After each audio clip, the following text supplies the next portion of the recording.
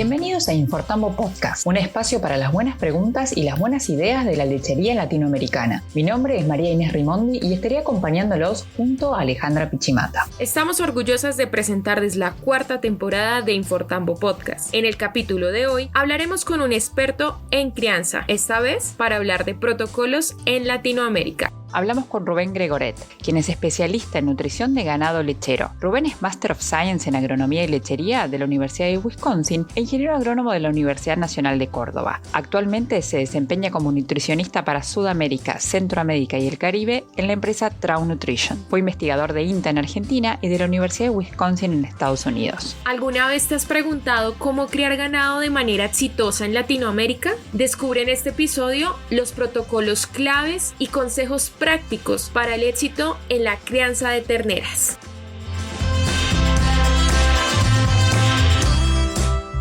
Excelente. Bienvenido, Rubén, una vez más a un nuevo episodio de Infortambo Podcast. Es una alegría tenerte con nosotros. Gracias, muchas gracias por la invitación y un placer siempre el poder participar en este tipo de formatos, no un evento, y poder tratar de transmitir lo que uno cree que está bueno transmitir. No sé si... Bien. Bueno, hoy vamos a hablar un poco de protocolos en la crianza y vamos a comenzar conversando sobre, primero explícanos, si nos podés explicar qué es un protocolo en la crianza, qué contempla, cuál es el objetivo de tener un protocolo. Cuando hablamos de protocolo, y esto es para crianza o para cualquier, en realidad para cualquier orden de la vida, no es otra cosa que una receta o una guía de procedimientos. Toda la vida hemos hablado de recetas de cocina. Podríamos decir hoy, tenemos un protocolo para hacer esta torta. Y es más o menos lo mismo. Es simplemente una guía de cuáles son los pasos que tengo que seguir, que no me tengo que olvidar. Y sobre todo, es importante si yo fuera simplemente una persona que me ocupo de la tarea, pero empieza a cobrar más importancia cuando hay más personas involucradas. Entonces, de esa forma se sabe qué hay que hacer en cada situación, qué le corresponde a cada uno. Generalmente los protocolos no solo incluyen la tarea, sino en cierta forma algún tipo de verificación.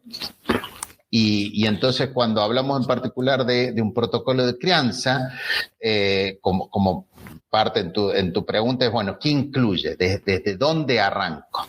Y a veces, si no lo pensamos mucho, por ahí nos podemos quedar cortos y estar arrancando tarde o terminarlo antes del tiempo. Entonces, desde mi punto de vista, cuando hablamos de protocolo de crianza, empezamos desde el parto. Y ahí lo podríamos llegar a ampliar, lo que pasa es que si no hace demasiado largo, casi que fusionarlo con todo lo que es el manejo preparto. Pero para ponerle un poco un límite, empieza a partir del parto. De hecho, a veces me pasa en el campo, me dicen, bueno, vamos a ver los terneros. Y yo lo primero le digo, bueno, vamos a ver el preparto. Y te quedas mirando como diciendo, pero no es que vamos a ver los terneros. No, bueno, un protocolo de crianza empieza en el momento del parto. ¿Qué hacemos con ese ternero? Y cuando termina, no termina cuando yo le dejo de dar leche a la ternera, sino a mí me gusta más plantear lo que termina cuando yo terminé de desarrollar el rumen. Y terminar de desarrollar el rumen es unos cuantos días después de que termine de dar leche. Aparte porque después empezamos a ver en estos ciclos que los momentos más importantes son las transiciones. Tenemos muy claro cuando hablamos de transición en el caso de la vaca, preparto y posparto temprano. Cuando hablamos de ternero tenemos principalmente dos transiciones. El parto en sí, de que pasa de que estaba dentro de su madre y nace, y la otra transición es cuando lo deslechamos. Y en un protocolo tiene que estar bien claro qué qué tengo que hacer en cada una de esas etapas. Bien, Rubén, te volvimos a invitar como dijimos en el último episodio, acá estás nuevamente. Y bueno, ya para ir en línea con lo que María Inés te estaba preguntando y más específico, ¿qué distingue un buen protocolo de uno malo? Ahí en realidad podemos plantear, bueno, de qué estamos hablando de malo bueno, en realidad. ¿Qué es un protocolo bueno? Un protocolo malo, en realidad, un protocolo bueno es el que es bien claro, en el que está bien detallado qué es lo que quiero hacer. Un protocolo malo es el que deja muchas tareas simplemente a criterio de quién lo está haciendo, entonces que no hay forma que se repita, que el que viene, hoy lo hice yo, mañana viene alguien que me reemplaza y como no está claro, va a hacer lo que se le ocurre en el momento. Y hago un poco esta discriminación porque yo podría decir, no, un protocolo bueno es el que cumple con tal paso, con otro que da cierta cantidad, y en realidad eso no es parte de lo bueno o malo del protocolo, sino es parte de lo bueno o malo de mi decisión como yo voy a criar las terneras.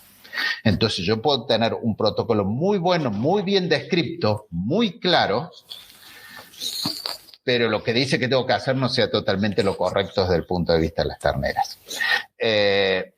Y a veces uno se encuentra eso en las crianzas. Uno va a crianzas que son muy prolijitas, que todo el mundo hace exactamente lo que tiene que hacer, y lo difícil que a veces te lo muestran orgulloso, y uno dice, sí, muy lindo, muy bien el protocolo, pero lo que están haciendo es un desastre. Entonces, no necesariamente el que yo tenga todo descrito implica que estoy haciendo bien las cosas. Por ahí es un muy buen punto de partida, porque si está claro a qué se tienen que referir, es simplemente ir modificando el protocolo. Y eso está bueno. Y a veces, agregar el tema de que a veces el productor, cuando encuentra que tiene este paquetito bien armado, que generalmente cuando lo tiene bien armado implica que no tiene problemas, entonces cree que está haciendo las cosas bien. Y a veces el no tener problemas no significa que estás haciendo las cosas bien, simplemente que estás eliminando riesgos. Bien. Rubén, en este sentido, ¿hay algún protocolo que Trau Nutrition recomiende? Digamos, que vos me digas, bueno, a este protocolo Trau recomienda que no le falte este y este ítem, por ejemplo. Es difícil tener un protocolo, porque cada finca, cada lechería, cada tambo es un mundo. Los animales son los mismos, y cada vez, en cierta forma, hay menos diversidad. O tenemos Holstein o Holando, tenemos Jersey, tenemos un Girolando, tenemos pero de última, el animal en sí es el mismo. Incluso te diría, tenemos diversidad de climas, pero la gran variabilidad la tenemos en las personas que lo van a aplicar. Y un poco no nos olvidemos que son empresas, y cuál es el objetivo del empresario, y cuánto está dispuesto a arriesgar, cuánto no está dispuesto, cuál es su objetivo final. Generalmente cuando yo quiero hacer protocolos más desafiantes desde el punto de vista de desarrollo, de crecimiento del ternero, generalmente implica un poco más de riesgo. Cuando hago un protocolo menos desafiante, generalmente también implica que hay menos riesgo de tener problemas. Está bien, mi resultado va a ser más bajo, pero si yo lo que quiero es no preocuparme, a lo mejor puedo hacer algo más simple. Entonces, teniendo en cuenta esto, y es un punto difícil, y yo tengo, de hecho, en mi presentación de crianza, tengo un punto donde llego, este es el protocolo estándar. Pero tengo que empezar a aclarar de que no miren números, que no miren tiempo, porque todo eso es variable. Entonces, lo primero que hay que definir, bueno, es cuál va a ser mi objetivo con esas terneras, y a partir de ahí empiezo a aplicar el protocolo. Y hay puntos, sobre todo si una vez que nos definimos que yo lo que quiero es tratar de sacar el mayor provecho de mi ternera, y ahí entro el tema de programación metabólica o de Lifestyle, como nosotros englobamos todo lo que tiene que ver con programación metabólica, empieza a haber puntos que sí o sí tengo que cumplir. Entonces, por ejemplo, le hablaba que lo primero que tiene que incluir en el protocolo es el parto. Entonces en un protocolo estándar yo sé que sí o sí hay una primera etapa que tiene que ver con el transferencia de inmunidad y desarrollo del intestino. Entonces ahí tiene que ver cuál es el manejo de ese calostro y cómo lo recibe el animal. Entonces podría decir que más allá de las variaciones que yo hago después en el protocolo, sí o sí tiene que estar esa primera etapa de calostrado. Y ahí depende las capacidades y las posibilidades de cada productor. Lo podremos hacer mejor, lo podemos hacer más de acuerdo a las recomendaciones, o tendremos que transar qué se hace y qué no se hace. Y después yo divido la crianza en 2 fases para poder armar mi protocolo. La primera es la fase de Lifestyle o de programación metabólica, que es donde me voy a ocupar de que el ternero logre crecer para poder expresar estos cambios.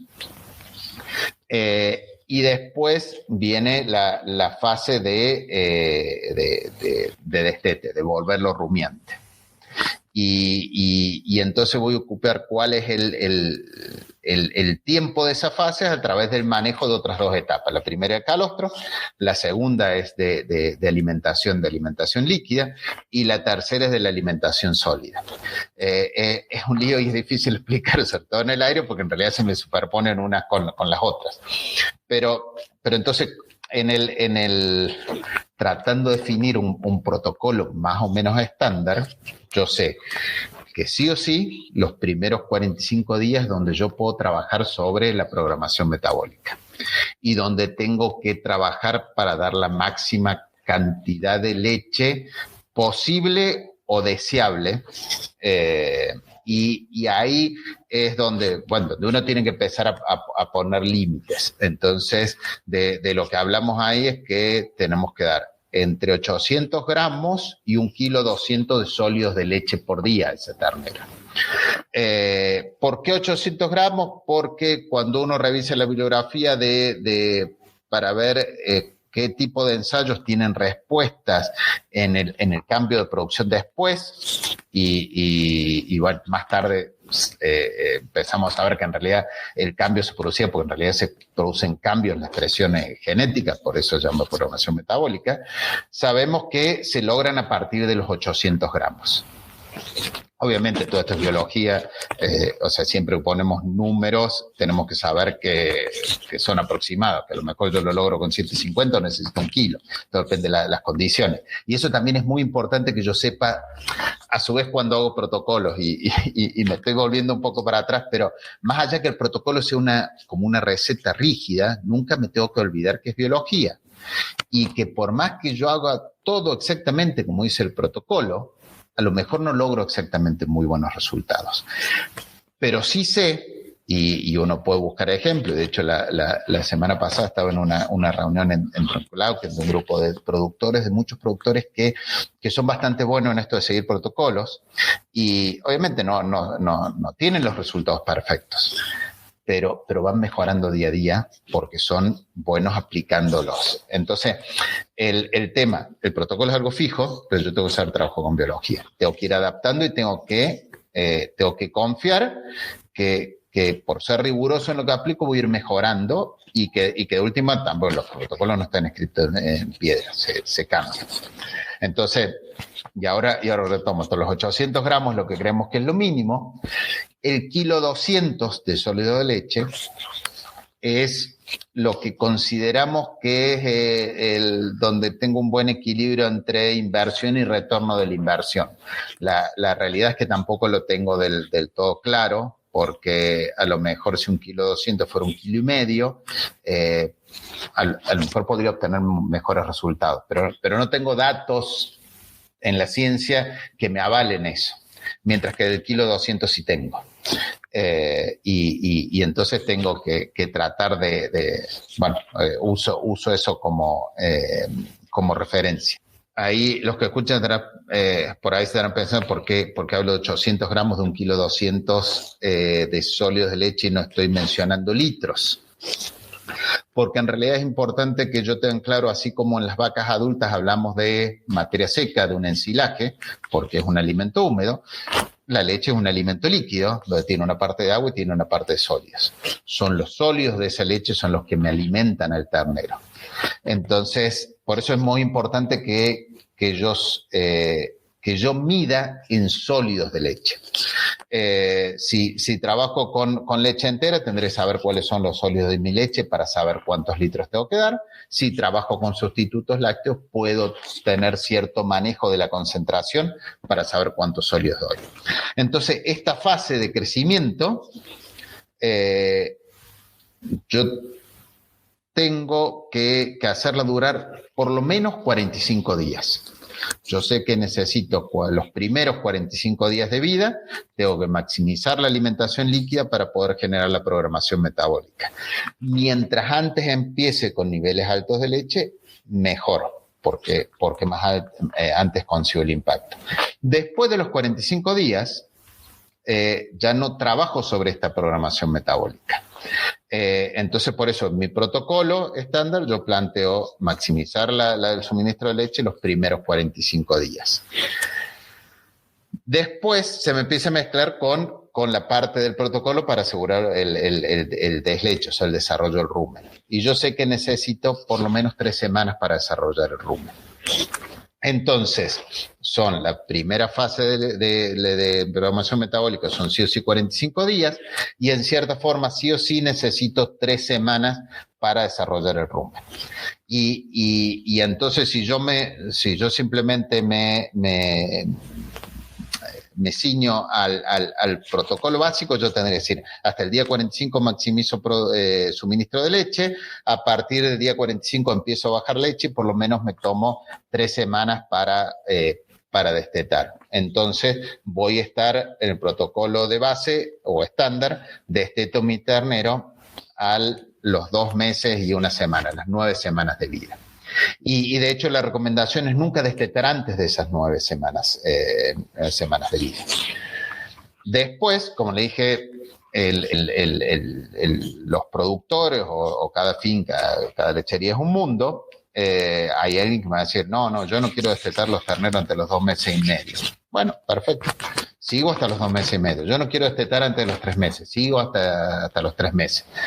Pero lo importante es que yo haya visto que hasta el mes y medio, hasta los 45 días, haya maximizado producción de leche y que después de eso me ocupe del consumo del alimento iniciador y del agua para desarrollar rumen. Entonces, los protocolos se van a adaptar de acuerdo al interés de cada uno y de cómo lo quiera hacer. En general va más por una cuestión de decisión que de necesidad. Solo en algunas condiciones climáticas, a lo mejor un poco más extremas, yo pueda plantear de que a lo mejor sí, más allá que yo planteo por programación metabólica, maximizar el suministro de leche solamente hasta el día 45 y a lo mejor lo alargo un poco más, sobre todo por condiciones de frío. Pero en general lo que uno ve que si estos primeros 45 días se aplican bien o se trabajan bien, no habría necesidad de extenderlos. Y tal vez no termino de contestar la pregunta porque no hay una respuesta. Es un tema de análisis. Tal cual. Bueno, y ya tú sabes que todo el mundo quiere saber los impactos, qué beneficios tengo de adquirir, digamos, estos protocolos, y por eso quisiéramos saber qué impacto tienen el desarrollo y la salud de las terneras y cómo se miden estos impactos. Bueno, esto es lo que es interesante este tema y lo que a uno lo tiene cautivado. Yo pongo, sobre todo ahí en una presentación que en una diapositiva que pongo cuáles son los impactos de esto de la programación metabólica. Y cada vez que lo pongo me sorprendo, porque en cierta forma siguen estando escritos los mismos 4 o 5 puntos que empecé a poner aproximadamente en el 2004-2005. La única diferencia que ahora, después de cada uno de los bullets, están puestos los numeritos de las referencias bibliográficas. Entonces, es interesante porque hoy tenemos bien medido cuál es el impacto. Y es interesante el tenerlo medido, o tenerlo medido con trabajos científicos, porque yo lo único que puedo medir y incluso incluir en el protocolo son básicamente los pesos. Entonces, yo lo que puedo decir al final de un protocolo de estos de Lifestar bien implementado, que la ternera va a ganar mayor peso, y ahí me puedo poner ciertos objetivos. Entonces te puedo decir, bueno, para saber si estoy haciendo bien las cosas o mal desde el punto de vista de programación metabólica, es que como mínimo las terneras a los 60 días de vida dupliquen su peso de nacimiento. Y después a partir de ahí puedo subir mi objetivo para poder lograr mejor crecimiento. Pero en cierta forma es nada más que eso, y el mayor beneficio en realidad lo encuentro después. Entonces, ¿cuáles son las ventajas de un protocolo bien implementado de Lifestar o de programación metabólica? Es que en general estas terneras van a ser más sanas, y lo voy a ver, eso sí lo veo en la crianza. Cuando yo estoy dando arriba de los 800 gramos de sólido de leche, es muy raro que una ternera se me enferme. Si se enferma, se recupera muy rápido porque tiene reservas. Pero no solo es un tema de reservas, sino lo que hemos demostrado es que lo que cambia es, por ejemplo, que en la grasa, que generalmente nosotros hemos asociado la grasa con algo no bueno, pero la grasa es un órgano, es otro órgano del sistema en el cuerpo, y tiene distintas funciones.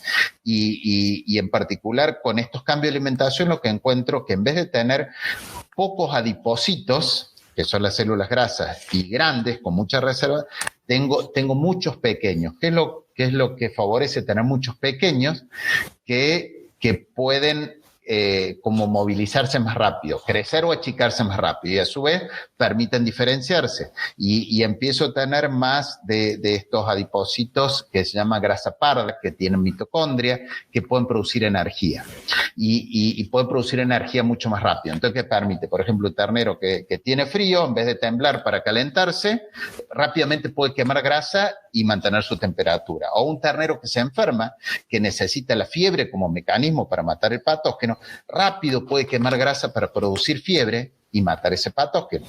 Entonces son estas las consecuencias rápidas para poder tener animales más sanos, incluso en la crianza. Pero cuando nos vamos más lejos, en realidad empezamos a ver que tenemos la oportunidad de preñarlas antes, porque empiezan creciendo más rápido y tienen la posibilidad de mantener este crecimiento más rápido, y por ende van a llegar a la pubertad antes. Entonces empiezan a producir antes, lo cual, cuando uno evalúa cuáles son los costos, sobre todo de la recría o del levante tardío, o sea, después de que yo destete, el acortar 1, 2, 3 meses implica mucho dinero.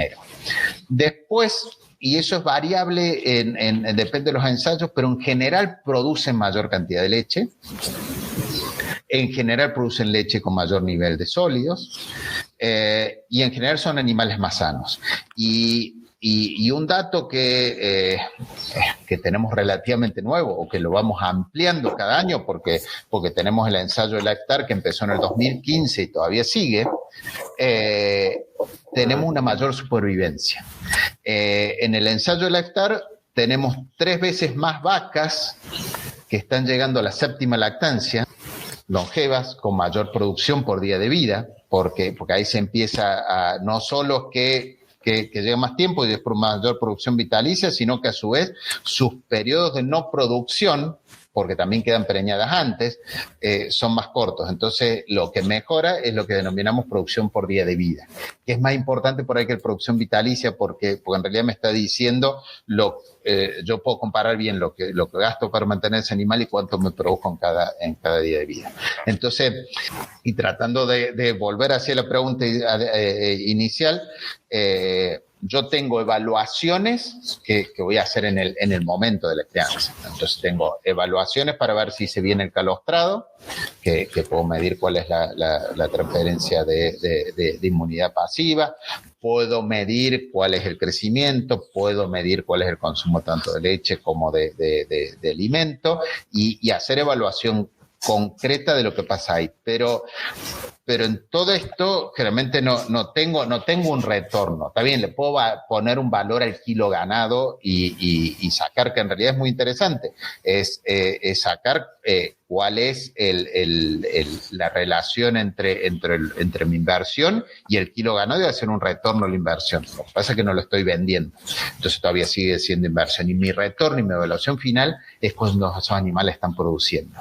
Y eso lleva entre 1 año y medio y 3, depende del sistema. Entonces, es en el tipo de actividades a hacer dentro del ciclo productivo de leche, donde el efecto es básicamente residual. Y la evaluación la tengo que hacer a largo plazo y donde tengo que confiar mucho yo insisto, en la información que me da la ciencia para tomar decisiones, no en el día a día. Igual, incluso ahora que estamos avanzando bastante, primero era simplemente ganar peso. Ahora estamos trabajando más en cuál es la composición de esa ganancia. Entonces, por ejemplo, hoy sabemos que hay muchas formas distintas, a lo mejor, de hacerle ganar un ternero 900 gramos por día. Pero hay distintos 900 gramos. Y obviamente eso es más difícil de medir, porque yo la única posibilidad es pesarlos. Y esos son los datos que me da la ciencia. Esto que nos acabas de contar nos lleva a la segunda pregunta, ¿no? Que tiene que ver con que del dicho al hecho hay un largo trecho, ¿no? Entonces, por un lado tenemos el protocolo, esta receta, este paso a paso. Por otro lado, ¿qué nos podés contar de cómo lograr que ese protocolo se implemente efectivamente en los operarios de las ternereras, de las guacheras, de la sala cuna? Porque tú nos estás diciendo, lo estamos viendo por ahí más en el largo plazo, ¿no? ¿Cómo le damos sentido a este esfuerzo de darle seguimiento al protocolo? ¿Cómo comprometemos a los equipos de trabajo a que lo implementen? Creo que es la parte más difícil tal vez no soy el más indicado. A mí me gusta más estar entre las vacas que estar entre la gente, pero bueno, creo que un poco tiene que ver y con la importancia del tema principal de este podcast, el tener protocolos claros. La mejor forma que alguien haga las cosas bien es que tenga claro qué tiene que hacer y no solo hay que usar un poquito de tiempo, no solo qué tiene que hacer, sino también por qué.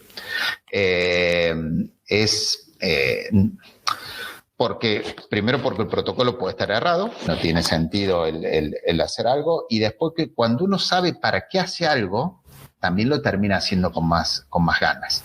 Que amiga, no, tenés que hacer esto porque yo te lo digo, porque yo soy tu jefe, y bueno, lo haré probablemente por el miedo a que me echen. Pero no por la búsqueda de un resultado. Entonces sí es importante, primero creo, y eso nos moviliza a todos, es importante que sepamos que nuestro trabajo es importante. Entonces, lo voy a hacer bien porque sé que es importante. Entonces, como y sabemos que es un trabajo muy importante el que va a hacer este operario, que sepa cuál es la consecuencia. Que esté valorizado y es y en general es uno de los principales problemas que tenemos en las crianzas. Es quién es el responsable y la valorización que tiene ese operario. Y ahí ni siquiera llego protocolo, o sea, en el hecho, no sabría decir bien en otras regiones, pero en general en Latinoamérica, el que hace la crianza de ternero no es como que es el operario más importante. Hasta incluso es el que lo hace de paso.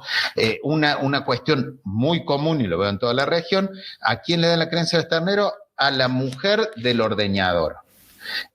Porque mientras con las tareas de la casa, y ahí encima entramos en otros temas sociales, pero las tareas de la casa que las puede hacer cualquiera, le queda tiempo para cuidar terrenos.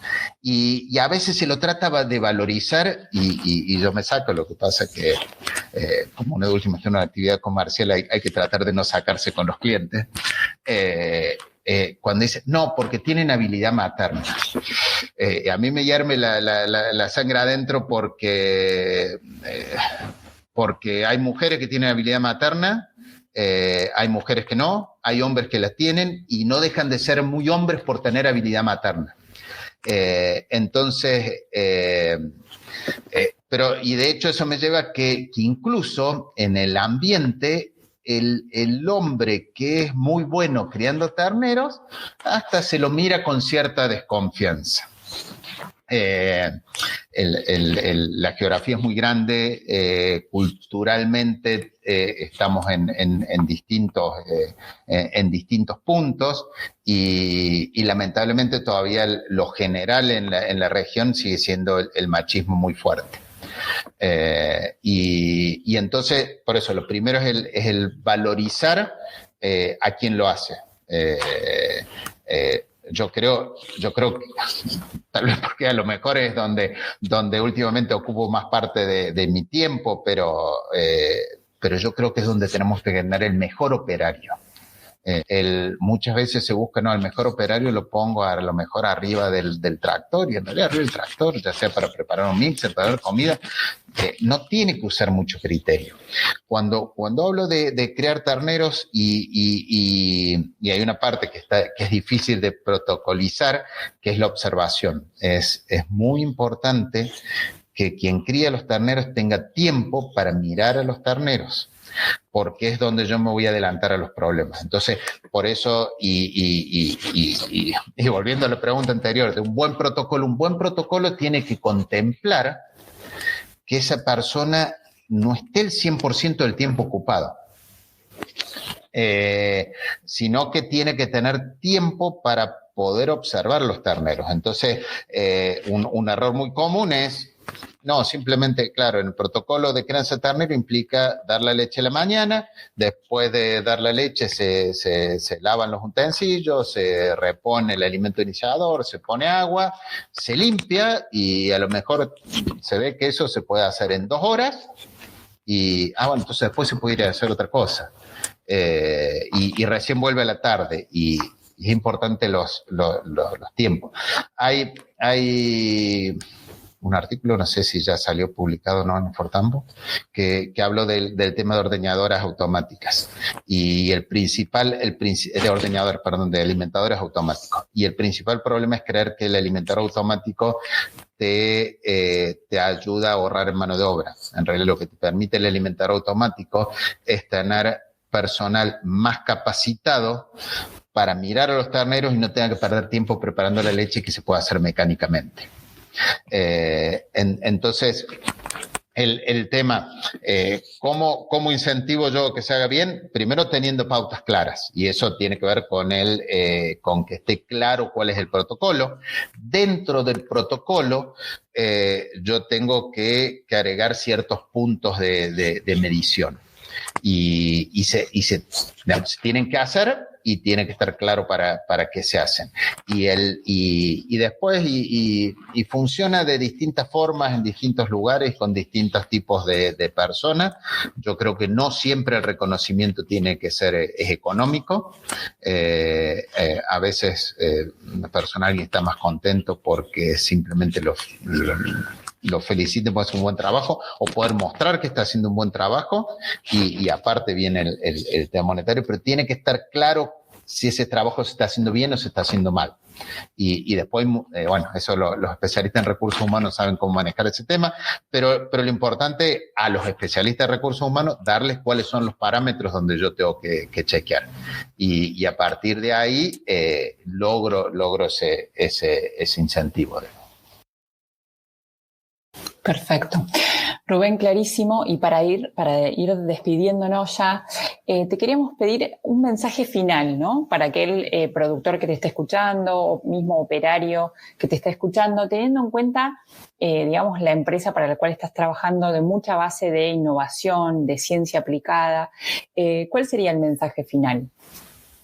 Bueno, yo creo, y esa es parte, y es una discusión que la tengo hacia el productor, hacia el cliente, y también un poco hacia dentro de la empresa, y sobre todo pensando en las condiciones que tenemos en Latinoamérica, donde a veces por el hecho de que a lo mejor no en toda la región tenemos una lechería desarrollada, es como que entonces hay que usar productos económicos o no podemos tener los mejores y en realidad yo lo que veo primero que la genética en general que tenemos es muy buena porque sí en eso tenemos un montón de años en que la genética ha avanzado y las empresas han llegado con semen en su momento, hoy con embriones a todos lados, entonces tenemos animales para alimentar bien.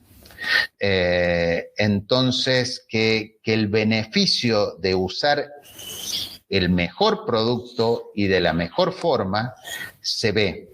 Que a lo mejor puedo tener hoy un problema financiero, o sea, me puede, porque como hablamos al principio, lo recupero más adelante, pero económicamente no hay dudas de que yo tengo ese beneficio.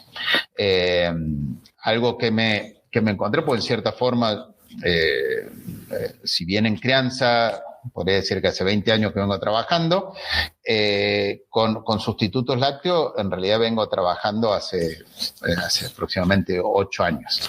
Y algo que me encontré en la región es en general con productos es que la palabra, bueno, de mala composición, porque no es de mala calidad, sino que con la composición, no con la mejor composición para criar terneras. ¿Cuál fue la excusa? Generalmente los productos, los sustitutos lácteos vienen de Europa principalmente y fue como, tenemos que mandar productos para Latinoamérica. Y mandemos el más barato, mandemos el más simple, y en realidad el animal tiene el mismo potencial genético en otros lados y entonces tengo que ver de alimentarlos bien. A lo mejor el productor tiene solo 2 vacas y en cierta forma como tiene solo 2 vacas, con mayor razón, si tiene solo 2 vacas y va a tener por suerte 2 terneras, tiene que alimentarla de mejor forma. Si yo le doy un producto económico con no la mejor composición, se va probablemente se le muera y se quedó sin nada. Si puede alimentarlo lo mejor posible, va a tener una mejor vaca. Nos queda solucionar es para hacer que sea accesible a todos ellos. Y hacerlos conscientes, porque a veces, claro, el momento de llegar a comprar, le dicen, no, si lleva este sustituto lácteo vale 1 y si lleva este vale 2. No, dame el de 1. Y que se den cuenta que en realidad ahí es en un lugar donde lo importante es no ahorrar. Y vuelvo a tus 900 gramos, vos decías, hay 900 gramos y 900 gramos. Sí. Exactamente, es eso. Y de hecho es una tarea que desde que me empecé a involucrar con la parte de sustitutos, vengo presionando. En algunos países hemos logrado de retirar ciertos productos que teníamos en el portafolio, porque de hecho, y incluso tenemos países donde todavía tienen esos productos en el portfolio, y digo, hasta que no cambien a los otros, yo no voy, porque no tengo nada para decir. Claro. Yo no puedo ir porque si yo voy y me encuentro con ese producto que puedo acceder, le voy a decir, no, dale leche entera, por más que tenga otros problemas. Pero con ese sustituto no soluciono. Probablemente hace 50 años, cuando se empezaron a desarrollar los sustitutos, los objetivos eran otros y sí. Hoy tenemos que apuntar es donde yo no puedo, en cierta forma, donde yo no puedo ahorrar o no puedo compensar, porque a lo mejor una vaca en producción yo puedo decir, no, consigo este alimento, pero lo complemento con este otro y hago un balance. Acá, básicamente, los primeros 45 días de vida, el ternero vive de la leche, de la dieta líquida. Entonces, no lo puedo comprometer. Bien, claro. Excelente, clarísimo. Un lujo, Rubén, como siempre, tenerte en Infortambo Podcast. Aprendimos un montón y nos llevamos nuevas preguntas para el próximo episodio. Qué bueno, porque ¿no? es que es inagotable. Por más que uno, en cierta forma, uno repite lo mismo, pero no, es un tema inagotable. Interesante, sí. Gracias, excelente. Rubén. Gracias, Rubén. Hasta la próxima. Un gusto, cuando quieran. Nos vemos. Chao. Chao. A todos nuestros oyentes, muchas gracias por llegar hasta aquí. El episodio de hoy fue auspiciado por Trau Nutrition. Los invitamos a que nos sigan en nuestras redes sociales en Instagram, Facebook y LinkedIn. Nos encuentran como Infortambo Chile y como Infortambo Andina. Así se van a poder mantener actualizados con los últimos lanzamientos y también nos pueden dejar preguntas que les gustaría que hagamos en este espacio. Hasta la próxima.